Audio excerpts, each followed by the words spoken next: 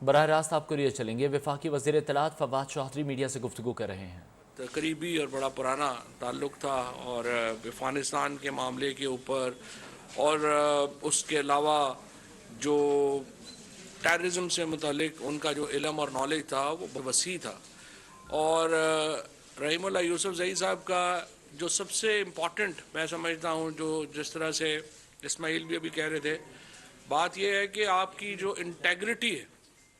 سب سے اہم بات یہ ہے کہ آپ کی جو انٹیگریٹی ہے، اور وہ رپورٹنگ میں بہت اہم ہے۔ انٹیگریٹی میں سب سے اہم چیز کیا ہے کسی بھی رپورٹر کے لیے؟ وہ یہ ہے کہ وہ اس کے اپنے ویوز جو بھی ہوں، اپنے خیالات اس کے جیسے بھی ہوں، وہ رپورٹ وہ کرے جو ہوا ہے یا جو اس کی آنکھ نے دیکھا ہے۔ یہ سب سے اہم ہے رپورٹنگ کا، اور جو اس کا سامع ہے یا جو دیکھ رہا ہے، اس کا جو تعلق ہے اس کی بنیاد اس ٹرسٹ کے اوپر ہوتی ہے کہ جو رپورٹ وہ کی جا رہی ہے وہ درست۔ اور اس وقت بڑا مسئلہ کیا؟ پہلی بات تو اس میں کوئی مجھے شبہ ہی نہیں ہے کہ پاکستان جو ہے وہ ان چند ممالک میں شامل ہے جہاں پہ پریس بہت آزاد ہے اور بہت طاقتور ہے۔ بڑے کم اور ممالک جو ہیں ان میں آپ مثال دے سکتے ہیں اتنے فیئرلیسلی انڈیپینڈنٹ پریس کی، اور اس کے باوجود کہ یہ پشاور میں سمجھتا ہوں کہ جو ٹیررزم سے جو مسائل پیدا ہوئے، وہ جہاں باقی سوسائٹی کے لیے مسائل پیدا ہوئے، وہ ظاہر ہے پریس کلب کے لیے بھی ہوئے، صحافیوں کے لیے بھی ہوئے، اور مجھے صدر صاحب بتا رہے تھے کہ شاید دنیا کا واحد پریس کلب ہوگا جس پہ سوسائڈ اٹیک ہوا۔ تو ظاہر ہے کہ اس حوالے سے آپ اندازہ لگا سکتے ہیں کہ کتنی قربانیاں اور کتنی ایک جہد مسلسل ہے جس سے کہ پشاور کا صحافی اور خیبر پختونخوا کا صحافی، ہمارے ٹرائبل ایریاز کا صحافی جو ہے وہ گزرا ہے اور گزر رہا ہے، اور باقی سوسائٹی نے بھی اپنے حصے کی قربانیاں دی ہیں۔ لیکن جو اصل پاکستان میں اس وقت جو فری پریس کے راستے میں جو سب سے بڑی رکاوٹ ہے، وہ یہ ہے کہ جو ایک ہمارا جو سٹرکچر بنا ہے اس میں ورکنگ صحافی کو آؤٹ کر دیا گیا ہے ایڈیٹوریل پالیسی سے،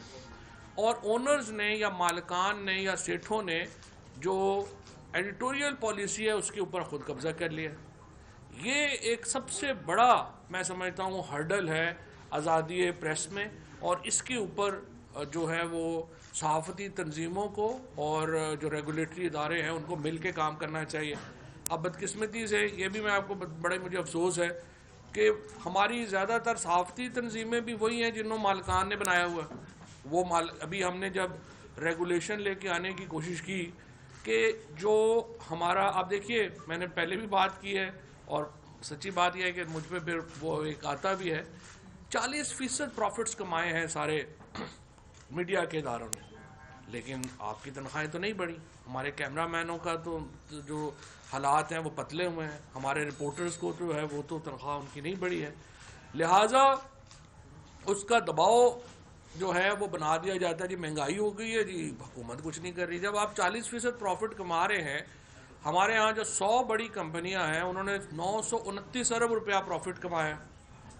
تنخواہیں جو ہیں وہ نہیں بڑھائیں۔ جب پرائم منسٹر صاحب نے کہا تو کچھ اداروں نے مہربانی کی، انہوں نے اپنی تنخواہیں بڑھائیں، ان کا میں شکریہ بھی ادا کرنا چاہتا ہوں، لیکن اب بھی ایک بڑے جو ادارے ہیں انہوں نے اپنی تنخواہیں نہیں بڑھائیں۔ اور پھر میں ان سے یہ کہتا ہوں کہ ان کی جو پروفٹس ہیں وہ بہت زیادہ بڑھیں۔ 40% پروفٹ اگر آپ کا ایک سال میں بڑھ جائے، آپ کا کام ہے آپ اپنے نیچے ورکرز کو جو ہے اس میں شامل کریں۔ اور پھر دوسرا امپورٹنٹ شفٹ جو ہمیں لانے کی ضرورت ہے وہ یہ ہے کہ جو ایڈیٹوریل پالیسیز ہیں اداروں کی، وہ مالکان سے شفٹ ہو کے وہ ورکنگ جرنلسٹ کے پاس آئیں اور پروفیشنل انداز میں آگے چلیں۔ مجھے ایک اینکر صاحب مجھے ملے، انہوں نے مجھے کہا کہ وہ میرے مالک جو ہیں